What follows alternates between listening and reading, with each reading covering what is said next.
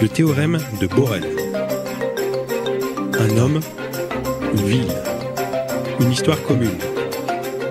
Les Almaciens, si j'ose dire, m'ont aimé, et moi j'ai aimé les Almaciens. Une histoire qui a façonné l'un comme l'autre. Le théorème de Borel, le théorème de Borel. L'histoire d'Annemasse et de son agglomération, au travers le regard de son ancien maire.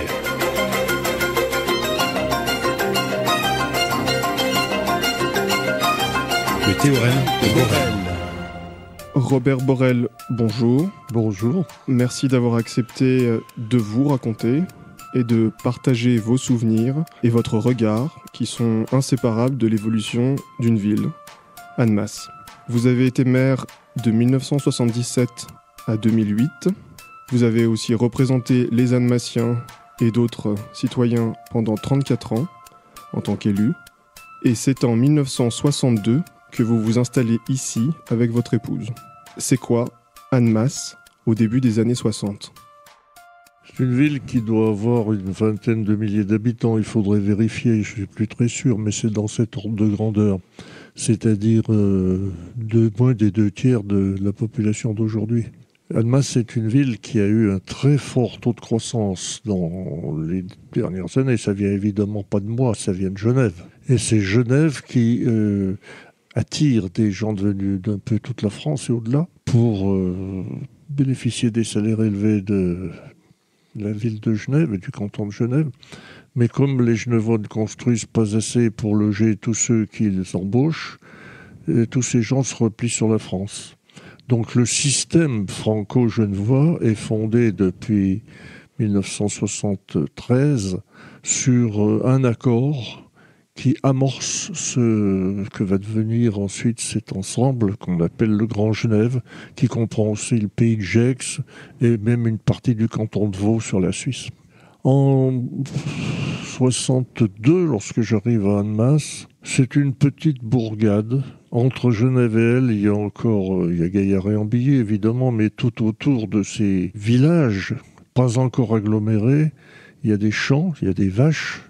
Il y a une atmosphère très rurale. Et plus on s'éloigne de la frontière, plus c'est rural. Grandsalle, à l'époque, par exemple, même Vétra, sont encore des bourgs agricoles avec des services techniques réduits au minimum et une population qui ne s'intéresse pas beaucoup à ce qu'on pourrait appeler aujourd'hui une vie culturelle, une vie citadine, une vie de densité humaine importante. Annemasse est un peu à cheval entre les deux, parce qu'Annemasse, avec ses 20 000 habitants, fait partie déjà des villes en croissance, mais l'activité y est tout à fait particulière. Et c'est essentiellement une activité commerçante. Les commerçants sont dans la recherche de la clientèle genevoise. Et puis Genève a déjà essaimé vers l'extérieur un certain nombre de ces entreprises. Il y a en masse des entreprises en 62 qui sont des entreprises d'horlogerie. Il y en a encore beaucoup. Et l'horlogerie, ça n'est annemassien que parce que c'est genevois. Et de la même façon, d'ailleurs, il y a une horlogerie qui s'est développée au nord de Genève, dans la région jurassienne. Et il y a aussi à Annemasse un certain nombre de frontaliers déjà, c'est-à-dire des gens qui couchent ici et qui travaillent en bas, comme on dit, à Genève. La vie culturelle à Annemasse est réduite vraiment au minimum possible. Et là, j'ai une image en tête, c'est une sorte d'anecdote maintenant. Un instituteur à la retraite qui s'appelle Pierre Goy, qui est un passionné de lecture et qui déplore qu'à Annemasse, il n'y ait pas de bibliothèque, va à Paris par le train de nuit toutes les semaines, ou à peu près, avec 2 grandes valises, des sortes de petites malles vides, qu'il monte avec lui dans le train et qu'il redescend le lendemain, la nuit suivante, pleine de bouquins. Il a acheté tout ça chez les bouquinistes des bords de Seine. Il est très méticuleux, très attentif à ce qu'il achète. Il achète des bons livres. Et puis il les ramène à Annemasse où on ne sait pas trop qu'en faire. C'est un amateur de livres qui est à la retraite, qui n'a plus beaucoup d'activité et qui s'occupe comme ça. Et alors il en parle aux élus du moment, qui lui disent « Oh bon, on va te donner un local pour les mettre ». Et on lui donne un petit sous-sol de la villa du Parc où il établit son premier quartier général, qui n'est pas encore la bibliothèque Pierre Gouard, puisqu'aujourd'hui la grande bibliothèque d'Annemasse porte son nom. Mais ça vous dit comment est née cette bibliothèque, hein, et bien en dehors des préoccupations quotidiennes des Annemassiens. Il y a quelques pionniers comme ça. Il y a une certaine Madame Tristram qui est professeure de français, latin, grec au collège et qui monte un petit groupe de théâtre avec certains de ses élèves qui en ont un peu la passion. Il y a un petit club qui essaye d'aider les malvoyants à lire en faisant des enregistrements. Enfin, il y a quelques initiatives comme ça individuelles. Il n'y a pas de MJC encore, bien entendu. Et la culture, c'est un luxe que se payent quelques-uns, quelques désœuvrés. Mais ça n'est vraiment pas la marque de cette commune. Alors à part ça, ce que je vois, moi, en arrivant, je ne suis pas né ici, hein, je suis un fils de paysan de l'Ain, et je suis arrivé là par le hasard de la nomination de mon épouse au lycée d'Annemasse, au lycée des Glières. Moi, je la suis après un séjour de 2 ans dans le lycée de Bonneville, le lycée Guillaume Fichet. Et je la rejoins ici, donc en 64 comme enseignant, mais j'y habite depuis 62. Et j'observe, parce que même si l'Ain, d'où je suis originaire, n'est pas loin d'ici, moi je suis du Bas-Bugey, du secteur de Belay, et ce sont 2 mondes très différents. Moi je suis un fils de paysan, je suis quelqu'un qui vit dans la continuité et dans le silence. Comme tous les gens de la campagne, je suis un peu taiseux, comme on dit.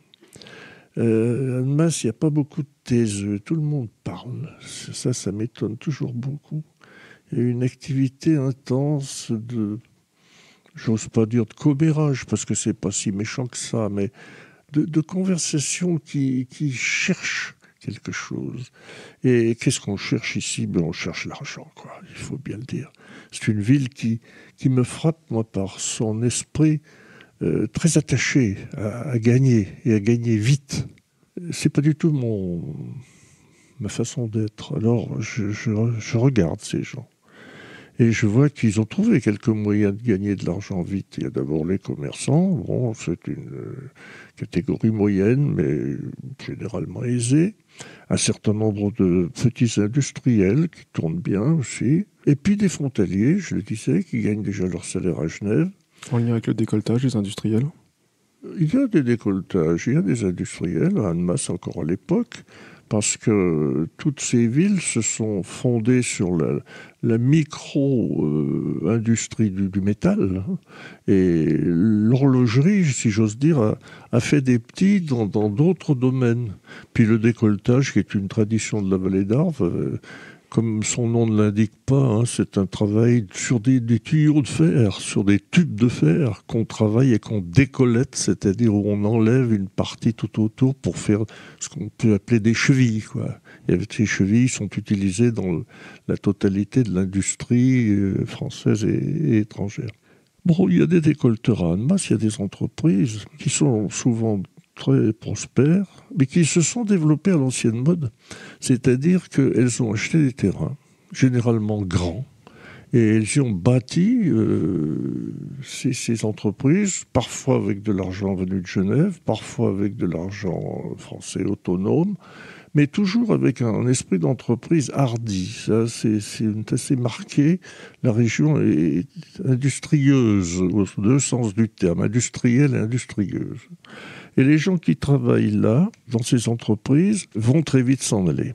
Et à partir de 62, je vais commencer à assister, ça sera encore bien plus net dans les années 85-90, à la fuite complète de ces entreprises. Pourquoi ? Bien parce que tout simplement, elles gagnent de l'argent à vendre leur terrain et à les s'établir à 15 km en arrière, du côté de Bonneville, du côté de Saint-Pierre-en-Faucigny, où on leur offre des terrains à peu près gratuits pour les attirer. Donc elles reconstruisent leur entreprise sur des bases plus modernes, avec bâtiments mieux adaptés, un outillage bien en place, et elles vendent leur terrain ici, qui sert à la spéculation immobilière, qui est extrêmement active sur le terrain. Donc, pour vous dire les choses un peu rapidement, dès 1962, il y a une amorce de symbiose entre Genève et la région alsacienne. Mais ce n'est qu'une amorce, elle est à peine avouée, et elle est, en tout cas aux yeux des Alsaciens, pas avouable. Parce qu'ils disent tout le temps du mal des Suisses. Ils font que ça. Et les Suisses, de l'autre côté, parce que je connais très vite, à partir de 62, des amis genevois, et ils font que dire du mal des Français. C'est une véritable manie, et moi, ça me frappe énormément. Et je me dis, mais c'est stupide, il faut avoir une politique de cette région. Mais pourquoi est-ce qu'ils ne la font pas ? Allez savoir.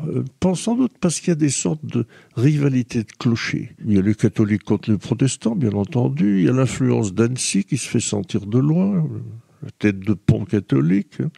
Il y a le fait que les communes ont un degré d'autonomie absurde qui leur fait faire à toutes les mêmes choses sans penser une seconde à se mettre en commun. Donc tout ça me paraît un peu bizarre et sans dessus-dessous, quoi. Et j'observe. Et je vais observer pendant 15 ans, de 1962 à 1977. Donc vous avez évoqué votre enfance à Natage, dans l'Ain. Oui. Et quand vous arrivez à Annemasse, et ensuite, après des études supérieures dans des milieux urbains, vous êtes un citadin. Et vous vous présentez comme un homme de deux mondes. La paysannerie de la Troisième République et le monde de la culture. Comment conserver ces deux mondes en devenant annemassien ? Alors ça, c'est l'enfance de l'art parce que ça me colle au dos et j'ai pas besoin de faire le moindre effort pour le conserver.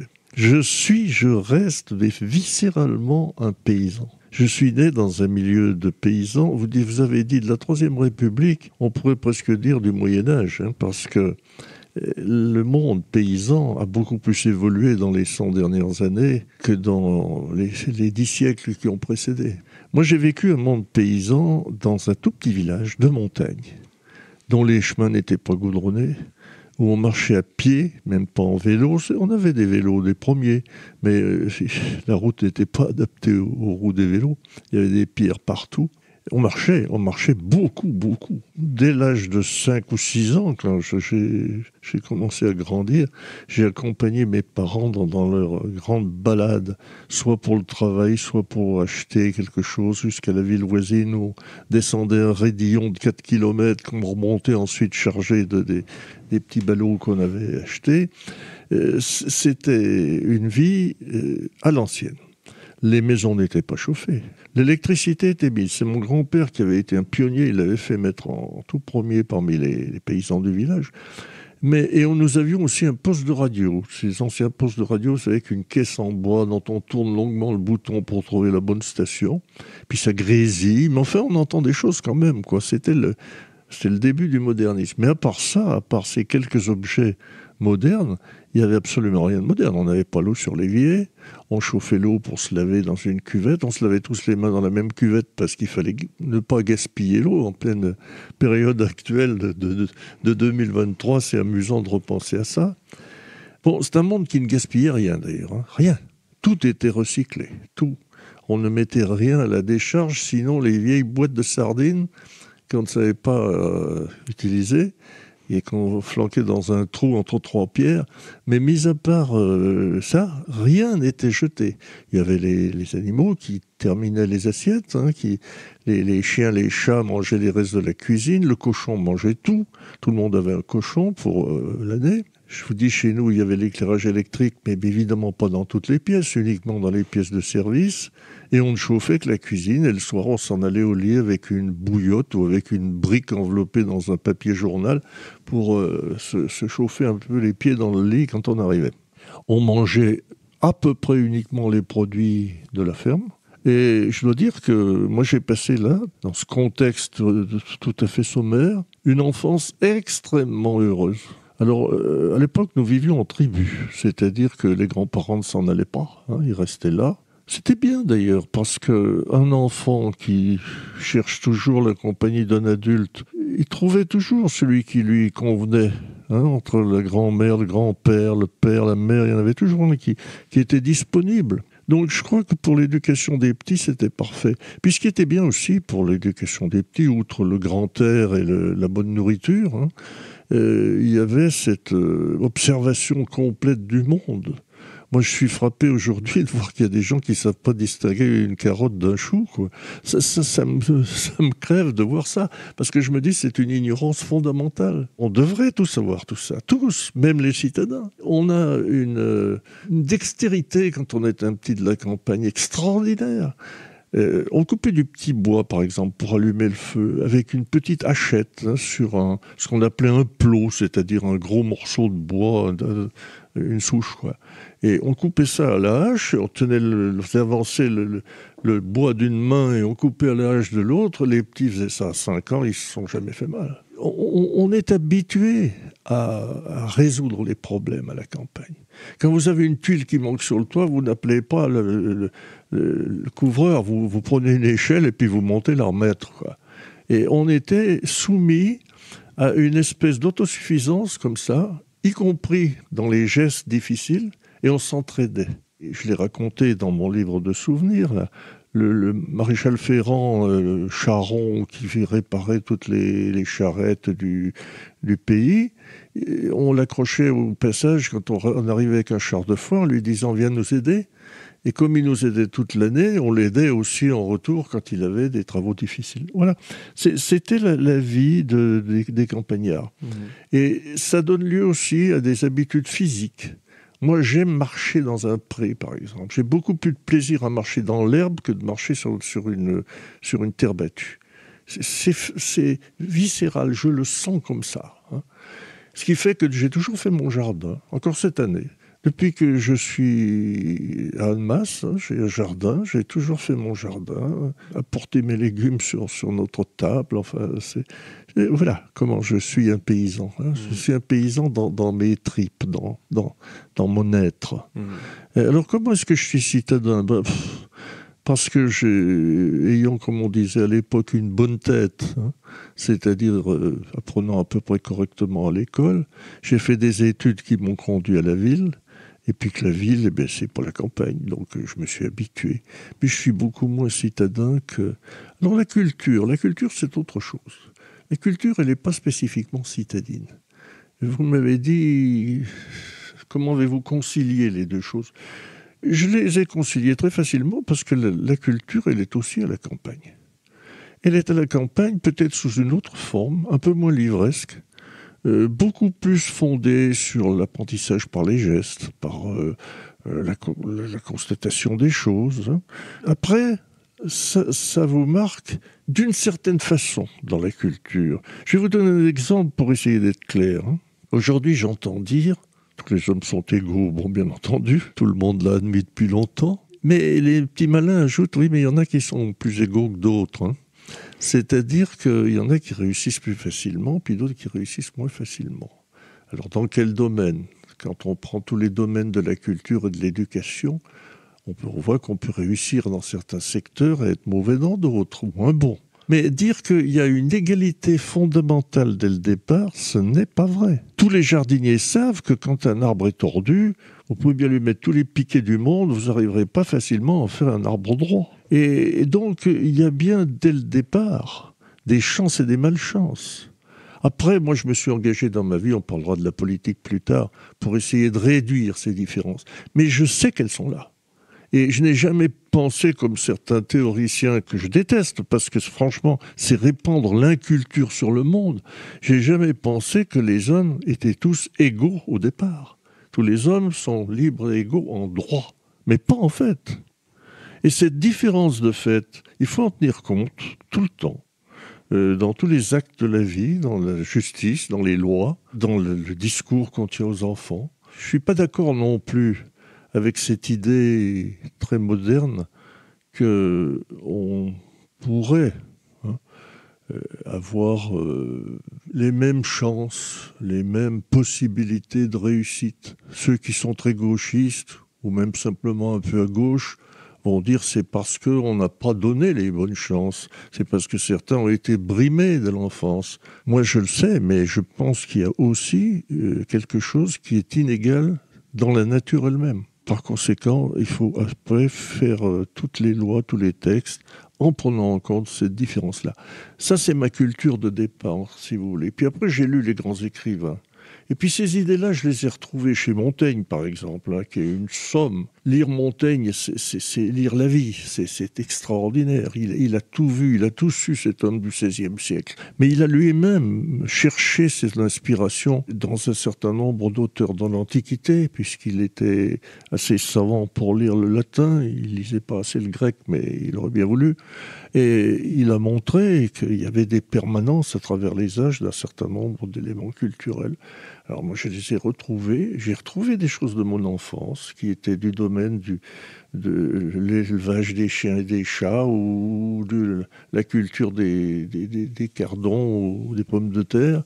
Et j'ai retrouvé les mêmes leçons dans une espèce de fil de culture qui va de l'homme le plus simple jusqu'au plus lettré, celui qui a le plus potassé les grands auteurs. Voilà comment j'ai fait la liaison. C'est mon deuxième pied, si vous voulez, c'est mon deuxième appui. Mon premier, c'est le savoir des paysans, c'est ma culture paysanne. Le second, c'est la culture des grands livres. J'ai été un immense lecteur, donc j'ai rencontré beaucoup de grandes pensées. Vous parlez d'une enfance heureuse, dans une relative pauvreté, simplicité, même pendant la Deuxième Guerre mondiale ?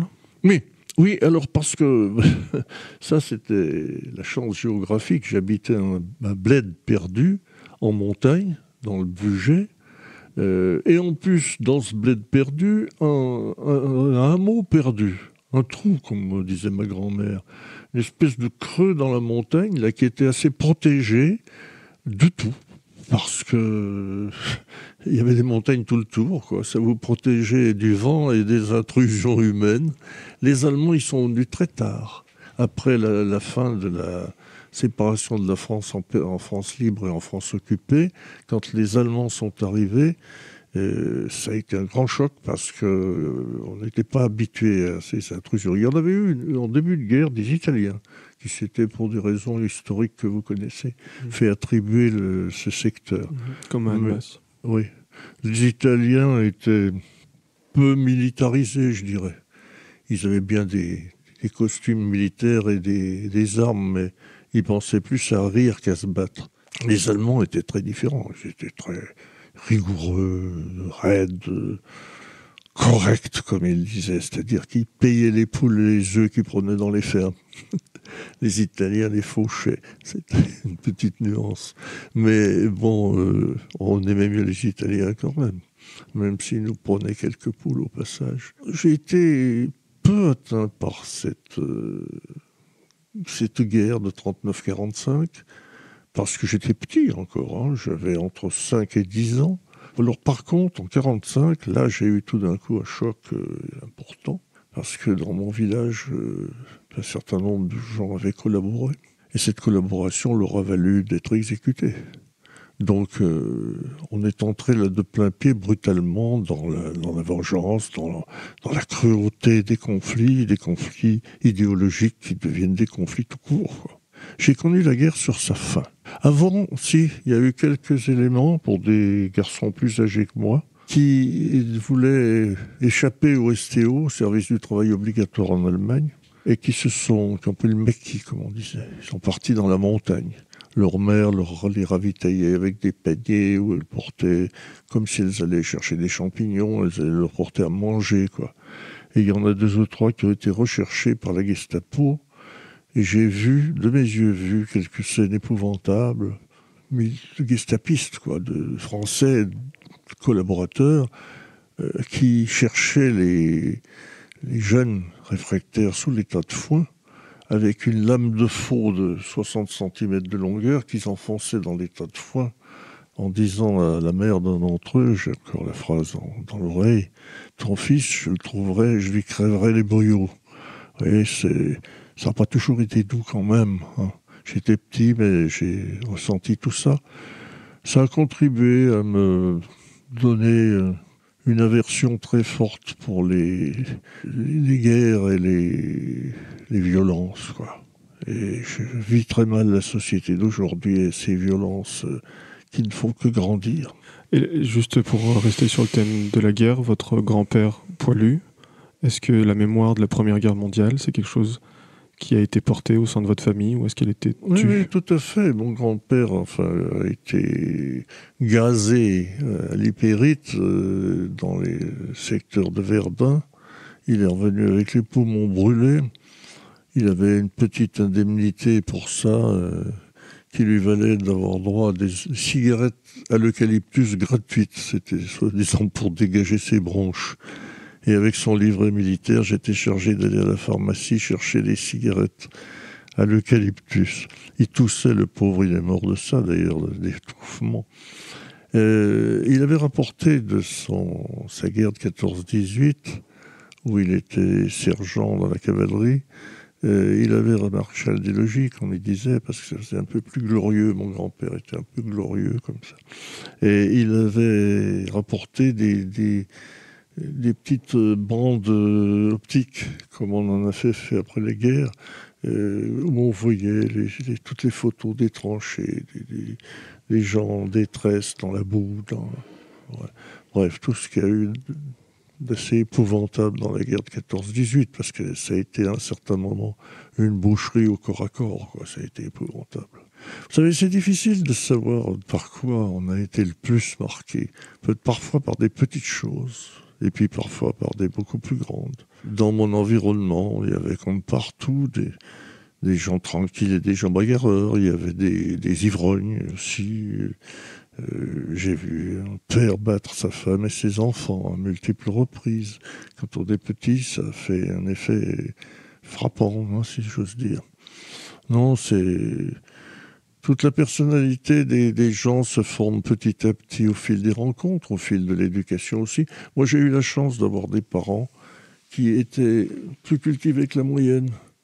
Ma mère lisait beaucoup, mon grand-père aussi s'intéressait à la politique, on en parlait chez nous. Bon, j'étais dans un milieu qui était déjà un milieu un peu différent de la base de l'agriculture du pays, quoi. Tout ça, ça vous fabrique une personnalité avec des principes. Ma vie est reposée sur quelques principes appris dans mon enfance, et en particulier deux auxquels je tiens.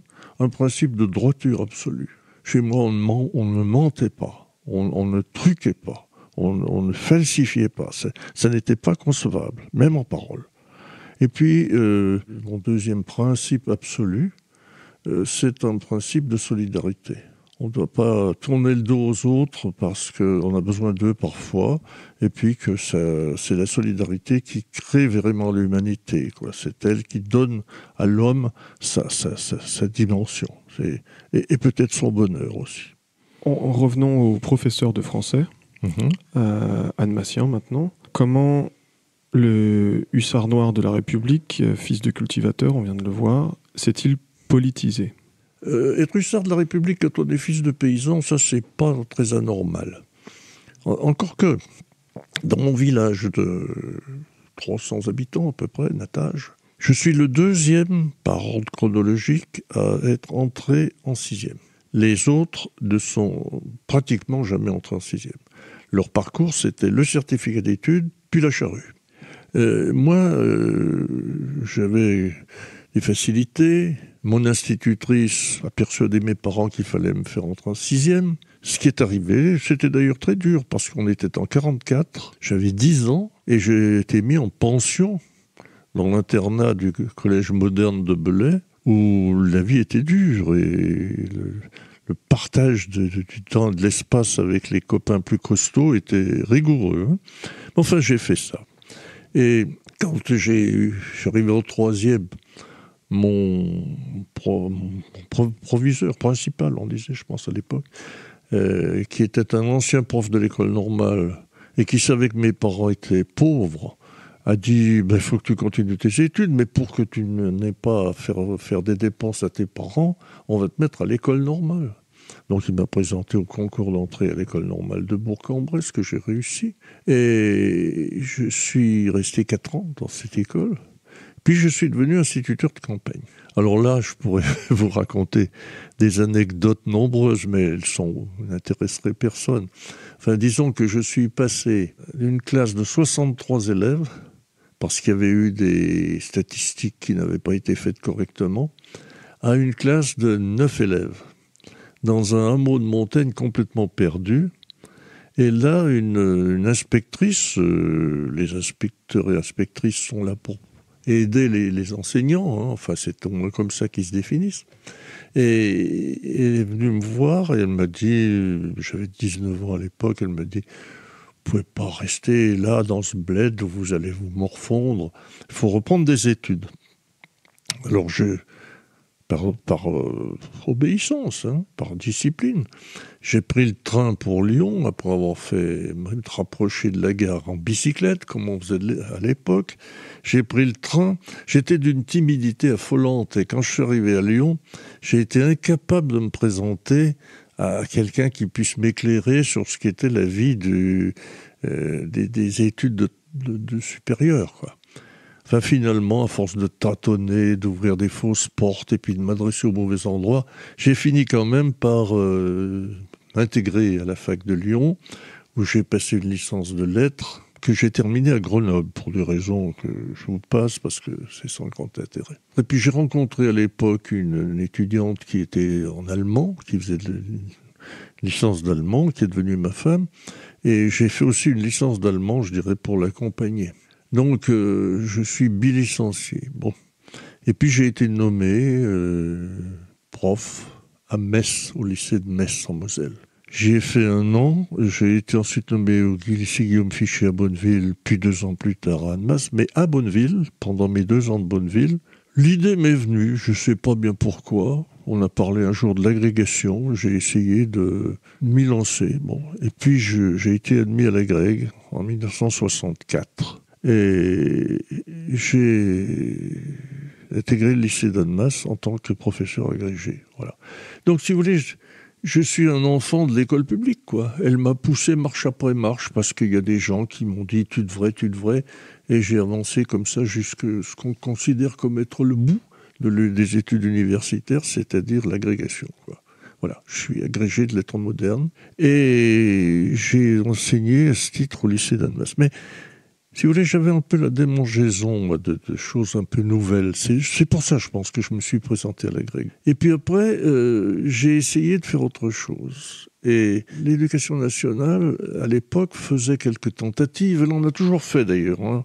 Souvent freinée par les enseignants eux-mêmes, mais venue du ministère, il y a toujours eu des sollicitations. Et à l'époque, on disait, les enseignants et les industriels sont trop loin les uns des autres. L'école devrait former davantage les jeunes à la vie économique. Pour qu'ils puissent le faire, les enseignants devraient déjà aller faire des stages en industrie. Ce que j'ai fait. Alors, je suis allé chromer des pieds de chaise. J'ai été détaché de l'éducation nationale dans une entreprise qui était l'entreprise Dank, route de Baudeville à Annemasse, qui faisait du nickelage-chromage. J'ai pu voir, j'ai pu éprouver la lenteur de la pendule.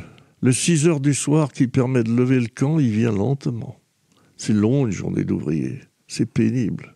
Ouais, c'est vrai. Et ça, j'y suis passé. Pas très longtemps, mais enfin, j'y suis passé. Et puis, je suis devenu formateur de personnel de l'industrie. C'est sur ces entrefaites que je me suis politisé. C'était votre question, hein. Alors, je me suis politisé de la façon suivante. J'ai toujours été, moi, du côté des pauvres, parce que j'y suis né. Du côté des pauvres, parce que je trouve qu'ils subissent beaucoup d'injustices. Et puis, alors, bizarrerie, du côté des femmes. Je suis un défenseur farouche de la condition féminine. Parce que je considère, depuis ma grand-mère, depuis ma mère, que ce sont les femmes qui mènent le monde, qui tiennent la famille, qui s'occupent des enfants, qui assurent souvent les équilibres. Enfin bref, j'ai pour les femmes une grande admiration. Alors, j'étais intéressé par ces sujets, et aussi par un certain nombre de sujets sociétaux. À l'époque, c'était le début de la drogue. Le hashish, c'était à ce moment-là, la marijuana, c'était encore on n'en était pas encore au crack et aux drogues extrêmes, mais ça commençait à tourner mal. Et j'ai participé à des campagne. On avait fait venir des médecins, des pharmaciens, essayer d'étudier le problème objectivement avec les élèves, etc. Et Guy Gavard, lui, il était comme moi du point de vue... Pas du point de vue extraction, c'était un citadin, mais c'était un homme de justice aussi, et de dévouement aux autres, de solidarité, généreux. Et il militait, lui, au Parti Socialiste. Puis il me pressait d'y entrer. Mais viens, c'était après le congrès d'Épinay, tu devrais entrer. Moi, j'ai jamais eu vraiment une fibre de militant de cellule. Je suis trop indépendant. Je suis de la campagne, quoi. Je suis un chien errant, je suis un renard, mais pas quelqu'un qu'on met dans des groupes facilement. Donc j'y suis allé un peu pour voir, puis je suis devenu premier secrétaire fédéral du Parti Socialiste. Alors, je ne sais pas si ça vous dit quelque chose, ça veut dire responsable départemental. On m'a proposé de me présenter à des élections. J'en avais pas trop envie et j'étais pas du tout prêt à ça. J'habite Vétra, j'ai une petite maison avec un jardin autour, je plantais mes salades. J'avais pas véritablement une vocation d'entrer dans la politique. Mais bon, le hasard a fait qu'à Annemasse, ils ont eu besoin de moi, ils m'ont appelé. Le hasard a fait qu'il y a eu une triangulaire parce que les deux maires précédents, qui étaient tous les deux de droite, se battaient entre eux. Et que, à cette époque du panachage, c'est-à-dire où les électeurs pouvaient avec un crayon rayer les noms de ceux qui ne leur plaisaient pas sur les listes, on a gagné d'une courte tête, quoi. Un nom en chassant un autre. On a fini avec 16 élus. Et la droite, 11. Mais je suis devenu maire. Et après, alors j'ai été réélu 5 fois en comptant une invalidation, toujours au premier tour.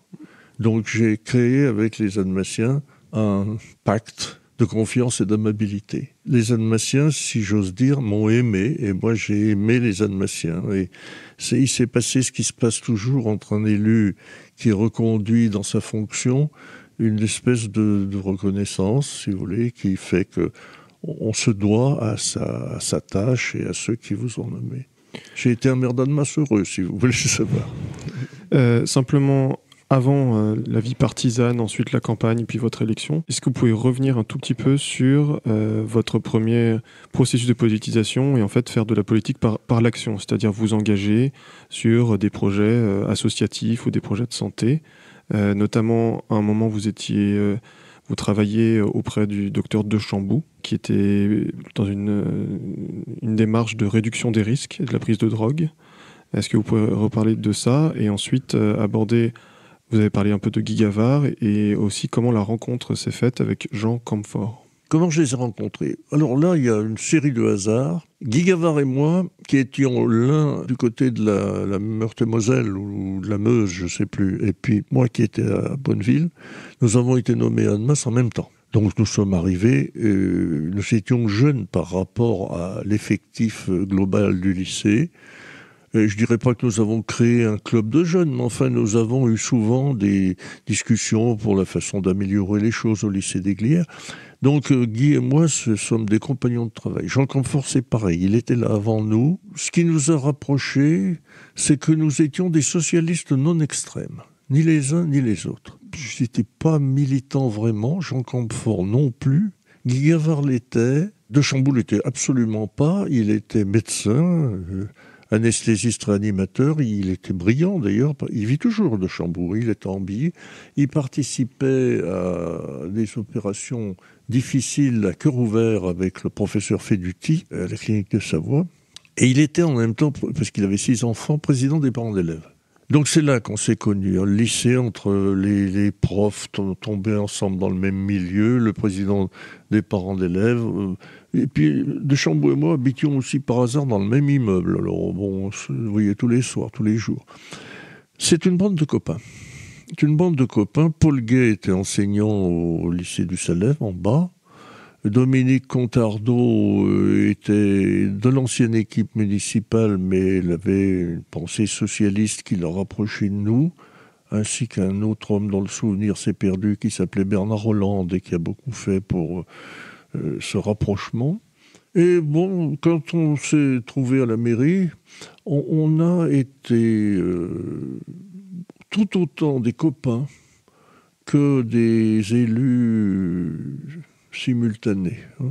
Nous avons été vraiment dans une amitié personnelle qui nous a aidés à tenir le coup devant les difficultés, parce qu'il y en a. Alors pourquoi est-ce qu'avant d'être élus, nous avons participé déjà ensemble à un certain nombre de choses ? C'est parce que un de mes prédécesseurs, Henri Jantet, avait ressenti, je pense, un certain nombre d'agitations chez des jeunes qui trouvaient que la politique d'Annemasse était un peu endormie, qu'il aurait fallu faire des choses plus vivantes. Il avait voulu créer là un lieu pour eux. Je n'ose pas dire que c'était un abcès de fixation, mais enfin c'était un endroit fait pour que ces gens un peu turbulents trouvent une place resserrée. Canaliser les énergies. Voilà, qui mobilisaient leur énergie, comme ça ils dérangeaient personne. Ça s'est continué de cas sous M. Berthier, qui a succédé à M. Jantet. Et il se trouve que le président de la MJC était Jean Campfort. Et qu'on y retrouvait Paul Gay, Dominique Contardeau, Bernard Hollande et un certain nombre d'autres. Moi, j'y ai participé qu'occasionnellement, par exemple, quand avec De Chamboux, nous avons voulu faire cette campagne contre la drogue. La MJC nous a servi de lieu d'accueil, nous a prêté ses locaux. Donc, on a organisé là-bas pendant 3 mois toute une série de conférences et de présentations autour de la drogue, ses conséquences physiques, mentales, etc. Est-ce que le cannabis fait nos drogues dures ou pas voilà. Donc, c'est là c'est cette MJC qui est devenue petit à petit le laboratoire où se préparait la prochaine municipalité.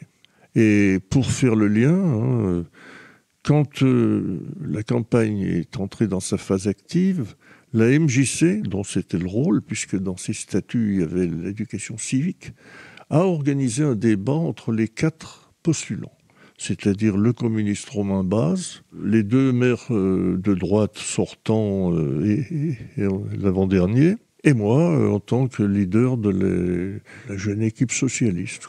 Et je crois que c'est ce jour-là que j'ai probablement gagné les élections. Un débat à la MJC ? Oui. Dans un débat à la MJC. Que Henri Jantet et Pierre Berthier ont accepté, donc sur votre terrain ? Que Henri Jantet a refusé et que Pierre Berthier a accepté. Et Pierre Berthier, il n'était pas très actif lui-même. Paix à ses cendres, je ne l'en veux absolument pas. Et je ne vais pas l'accabler. Mais Pierre Berthier était un pharmacien qui avait été élu à la mairie un peu pour lui faire honneur, mais qui n'avait pas une grande vocation de conducteur de ville. Donc il laissait beaucoup travailler ses adjoints. Et quand ils ont fait ce débat à la MJC, quand ce débat à la MJC a eu lieu, les adjoints ont parlé plus que le maire sortant. Et ils ont énuméré chacun des réalisations qui étaient toutes sans exception, des réalisations physiques de base. Tant de mètres carrés de goudron, tant de mètres linéaires de bordure, tant d'arbres plantés, tant etc., etc. C'était toujours des choses qui étaient, je dirais, du hard, quoi. Il n'y avait pas de lumière sur tout ça, il n'y avait pas d'esprit. On ne faisait pas une ville. Pourtant, le Perrier était en pleine construction. Le Perrier avait été initié par Jantet, continué par Berthier, il s'est terminé par moi. Dans l'intervalle, en 71, il y avait eu l'élection que Berthier a gagnée contre Jantet. Ils étaient venus me demander de participer à la liste. J'ai refusé.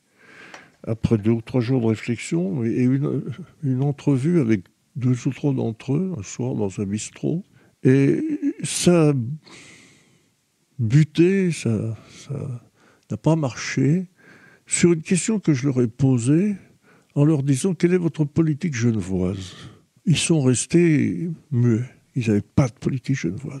J'ai dit « Non, j'irai pas. » Moi, la politique genevoise que je vois, cette politique d'antagonisme avec ce souci de profiter de l'autre pour s'enrichir, mais sans rien donner de soi-même, merci, je ne prends pas. Donc j'ai refusé. Et le soir 6 ans plus tard, le soir du débat à la MJC, la question était reposée par quelqu'un de la foule en disant « Monsieur Berthier, quelle est votre politique genevoise ?» Et à nouveau, bon. Et vous, Monsieur Borel, vous avez une politique genevoise? Et j'ai exposé mon point de vue. Je crois que ça a été un des éléments qui ont marqué la soirée, si vous voulez, qui ont donné à Annemasse l'idée qu'on pouvait faire autre chose d'Annemasse que ce qui existait.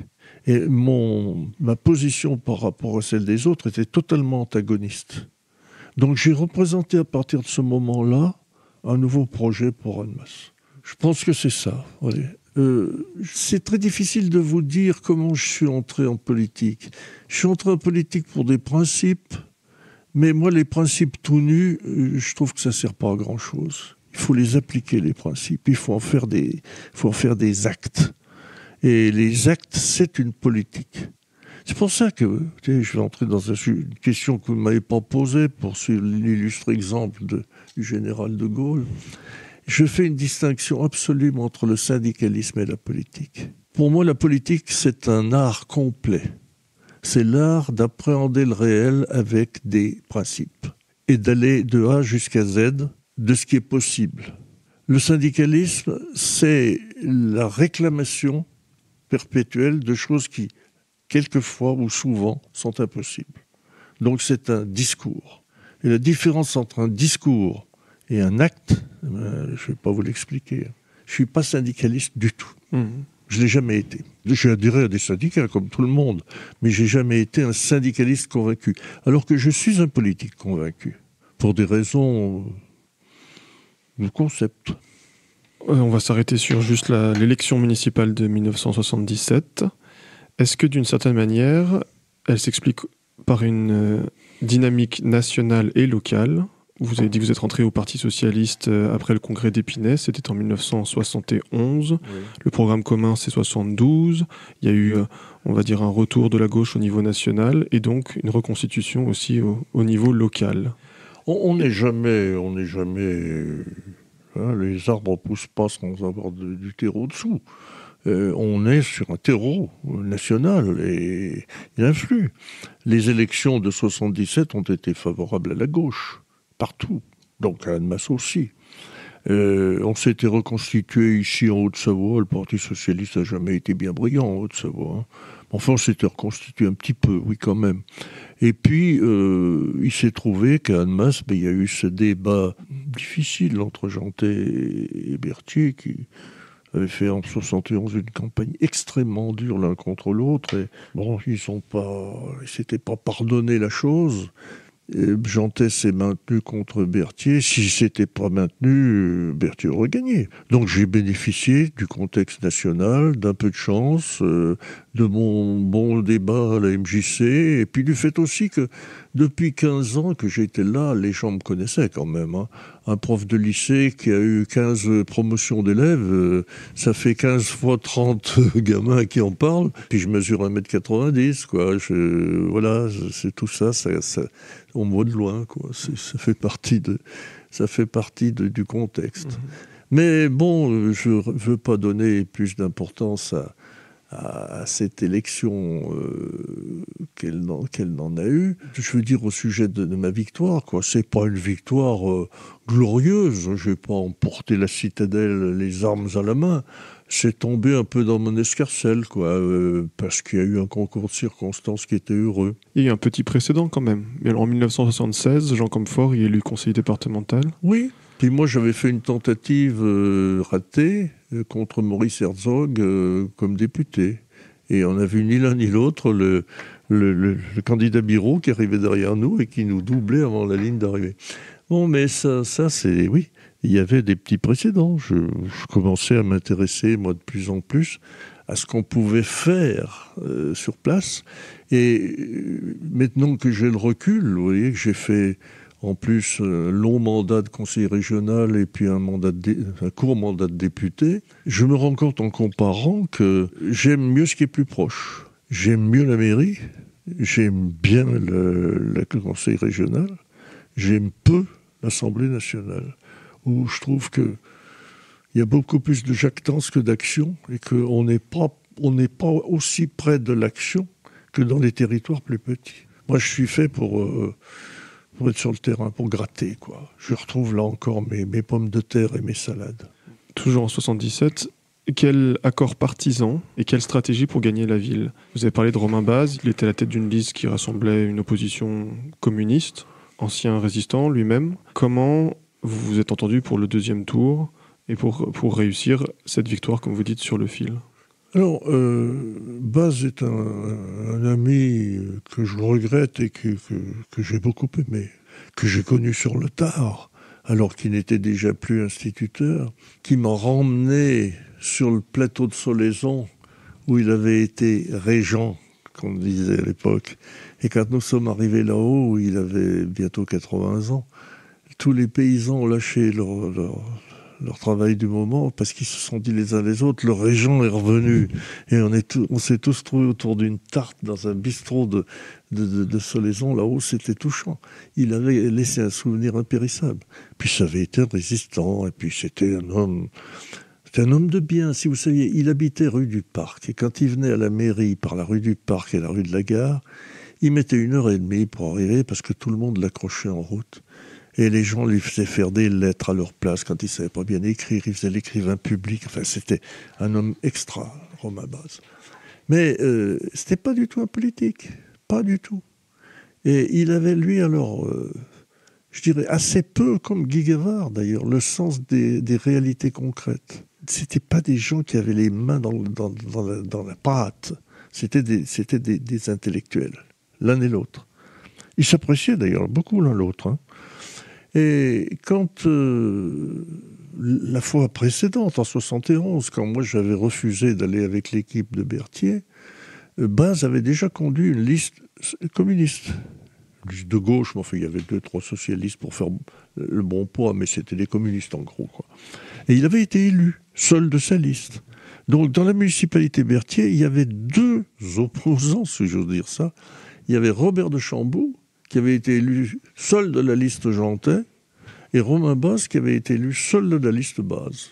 Et les autres, c'était tous de la liste Berthier. Et quand il a été question que nous présentions une liste pour 77, on a eu évidemment le renfort de Chamboux et de Baz, qui nous encourageaient. Mais on a eu aussi la difficulté de se mettre ensemble. Parce que derrière Baz, qui était un homme très gentil et très serviable et très, très doux, il y avait des communistes farouchement communistes, hein, et même staliniens, et d'une dureté absolue, pour qui les socialistes, c'était pire que la droite. Donc s'allier avec nous, il n'en était pas question. Donc ils comptaient sur l'élection, et ils espéraient bien arriver avant nous. Mais ils ont fait 20, 19,5, et nous on a fait 30. Donc le lendemain, ils m'ont dit « Qu'est-ce que tu as l'intention de faire ?» J'ai dit « J'ai l'intention de faire alliance avec vous pour essayer de prendre la mairie. » Oui, mais Baz sera maire. Ah non, Baz ne sera pas maire, parce que 19 contre 30. Non. Alors, on n'a jamais cédé là-dessus, ce qui fait qu'on a eu un mal fou à s'entendre pour le deuxième tour. Et on était dans un local, le mardi, là, à essayer de, tant bien que mal, d'établir un programme commun municipal. Et moi, la moutarde m'est montée au nez, parce que je ne suis pas d'une patience d'ange, loin de là. Et à un moment, j'ai dit, allez, zut, on rompt, faites ce que vous voudrez, vous nous cassez les pieds. Et à ce moment-là, le bon ange a été Paul Gay, qui a pris Michel Lanuzel, qui était la co-leader du Parti communiste, par la manche, et qui lui a dit « Michel, assieds-toi là, moi je m'assois là, on fait le programme, on sortira d'ici que quand il sera fait. » Et ils ont travaillé jusqu'à 3h du matin, moi je ne m'en suis pas occupé, j'étais parti me coucher. Et ils sont venus me dire que le programme était fait. Et on se présentait 16-11, dans la proportion exactement de nos voix au premier tour. Voilà. Et puis le deuxième tour est arrivé et les gens panachage, les communistes, touf. Il en est resté 2. Baz et puis un autre qui s'appelait Lucien Boutillier, qui était bien connu parce que c'était un agent de la sécurité sociale et qui s'était occupé de tous les problèmes sociaux d'Annemasse. C'est un gentil garçon aussi, sans beaucoup d'envergure, mais gentil. Et ces 2-là sont restés. Et tous les autres, des 27, étaient des gens ou de chez moi ou de chez Berthier. Donc on a terminé 14, 2, 11. Et à ce moment-là, la discussion de l'élection du maire a commencé. Et les communistes sont revenus me casser les pieds en me disant « Bon, d'accord, tu as été bien élu, mais l'homme quand même que les Annemassiens connaissent, l'homme respectable, l'homme le résistant, c'est pas toi, c'est Baz. Donc il faut que tu acceptes que Baz soit élu. » Et j'ai dit non, je n'accepterai pas. J'avais un bon argument pour ça, c'est que nous étions 14. et que 14, c'est la majorité absolue sur 27. Donc je savais que même si les deux ne votaient pas, je serais maire quand même. Donc eux l'ont bien compris, parce qu'ils savent compter aussi. Et quand on est rentré en salle du conseil pour l'élection, c'était pas décidé. J'ai pris base derrière dans un coin de mur, je lui ai dit « Qu'est-ce que tu fais ?» Il me dit « Qu'est-ce que tu veux ?» J'ai dit « Écoute, je veux être maire et je vous donne à tous les deux un poste d'adjoint. Est-ce que ça va ?» Oui, ça va. Je lui ai dit « Pas le poste de premier adjoint parce que ça c'est Gavard. Mais le deuxième adjoint, si tu veux, pour toi. Puis le 8e pour Boutillier. » Et il a accepté, passe tout seul. Hein. On est entré dans la salle et au moment de dépouiller le vote, je ne savais pas si j'aurais 14 voix ou 16. J'en avais 16. Et ils ont eu cet instant de peur, panique, que je ne tienne pas ma parole et que entre mon élection et puis celle des adjoints, j'oublie les deux communistes. Mais je ne suis pas fait comme ça. Je ne truque jamais.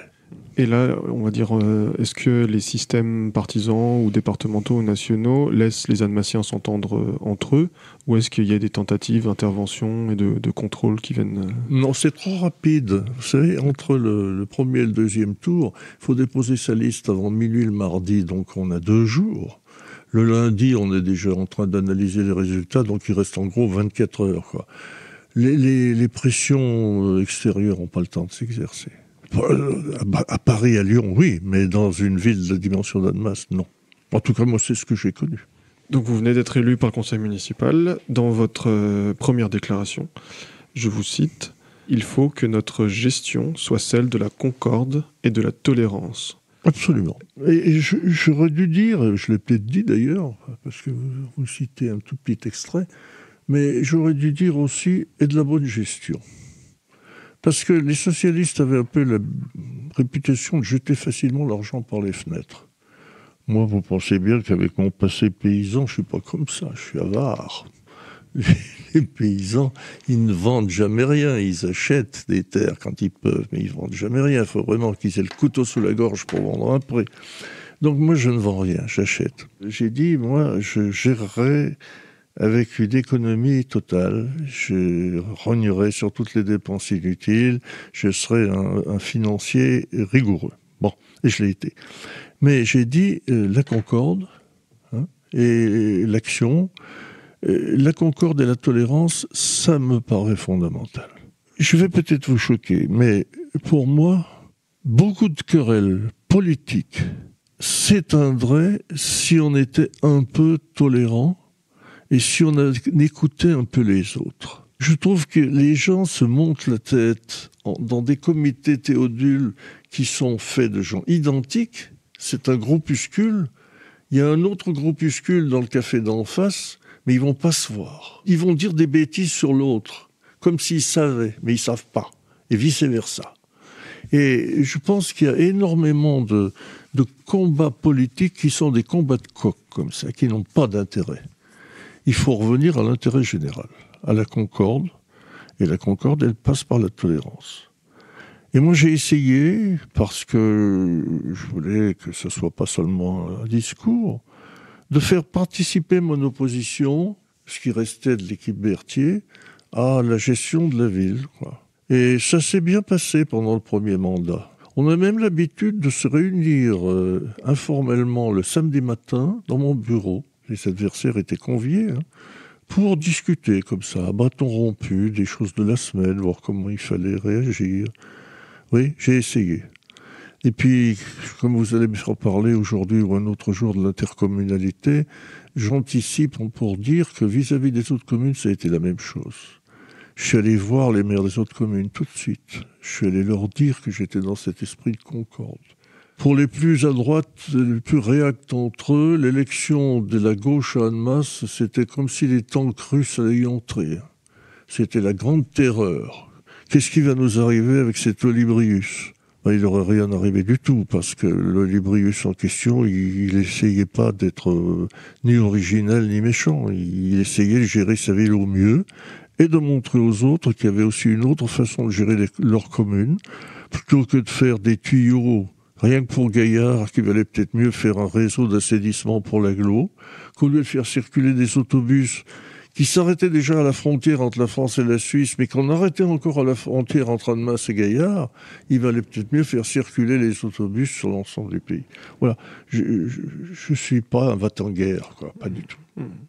Cette démarche d'ouverture, d'associer en tout cas votre opposition tout de suite, c'est comme ça que vous avez réussi à faire voter votre premier budget primitif à 21 voix contre 6, donc ça veut bien dire qu'il y avait des gens qui étaient normalement opposés, mais qui... Bien sûr, il y avait dans l'équipe de... Il y avait Claude Biraud qui était dans l'équipe restante de Berthier, et Claude se devait d'être un opposant, vous voyez, en vertu de ce que je disais tout à l'heure, des deux bistrots où on discute sans se comprendre. On venait d'être opposés, j'avais gagné, il se devait d'être resté opposant. Il y en a 6 qui sont restés avec lui, il y en a 5 qui sont venus chez moi, quoi. Et dans les 5, c'était pas les pires. Sur cette période, donc, jusqu'à votre élection, en 1977, est-ce qu'il y a une autre question que je n'ai pas posée, que j'ai oublié de vous poser? Est-ce qu'il y a un aspect sur lequel vous voulez revenir? Oh, écoutez... Je vous ai dit que j'étais un timide, c'est vrai.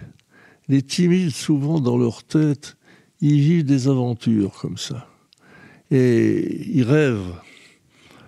Moi, je n'ai pas rêvé vraiment d'aventures que je choisissais, mais j'ai toujours accepté celles qui se représentaient.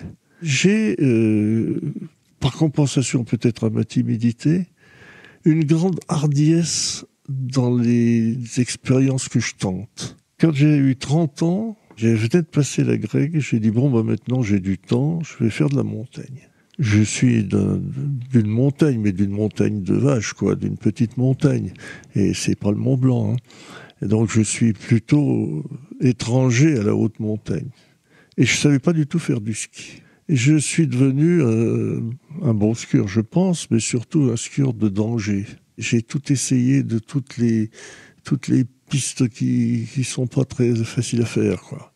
J'aime ça. J'aime prendre de risques, de rater quelque chose, mais d'avoir le coup d'adrénaline qui vous pousse quand vous êtes en train de le faire. J'aime les émotions fortes. Le risque de l'échec, vous voyez, le précipice à côté, puis on passe, quoi. Ça, j'aime. Je crois que je me suis présenté à la mairie comme ça. Je crois que je me suis présenté à la grecque comme ça. Avant, je m'étais présenté au CAPES comme ça. Je crois que j'ai tenté des choses à la région, on en parlera peut-être, dont la région n'avait aucune idée avant que je sois là, mais que j'ai faites quand même et qui ont secoué le conseil régional d'une manière intéressante pour tout le monde. Donc il y a chez moi, si vous voulez, cette espèce d'esprit de risque, quoi, ce goût du risque que j'ai encore maintenant à 90 ans. Et je me lance dans votre interview, là, en sachant bien qu'il y a un gros risque derrière. Mais bon, quand vous me l'avez proposé, j'ai hésité, puis je vous ai dit pourquoi je ne l'avais pas fait jusqu'à maintenant. Et maintenant, je le fais. Bon, c'est encore une fois un risque, mais on va bien voir. Qu'est-ce que vous redoutez? Quel est le plus gros risque par rapport à cet exercice? Oh, la médisance, la méchanceté, les commentaires désobligeants, la vacherie humaine, quoi. Bref, il n'y a pas que des gentils sur Terre, hein. Et dès qu'on s'expose, faut qu'on puisse se défendre, parce qu'autrement on prend les coups et on se contente de les prendre sans défense. Et ça, c'est pas acceptable non plus. Robert Borel, merci. Je vous donne rendez-vous pour un prochain épisode où nous parlerons de l'intercommunalité et de comment vous avez, avec d'autres, mais vous comme force motrice, fait l'agglomération. Merci, très bien. Le théorème de Borel, une émission animée et menée par Vincent Dozol et Robert Borel, réalisée et produite par l'équipe de Radio Mani, avec Jérémy Lucas à la réalisation et Laurent Figaroli à la production. À retrouver sur www.radiomani.com. Le théorème de Borel.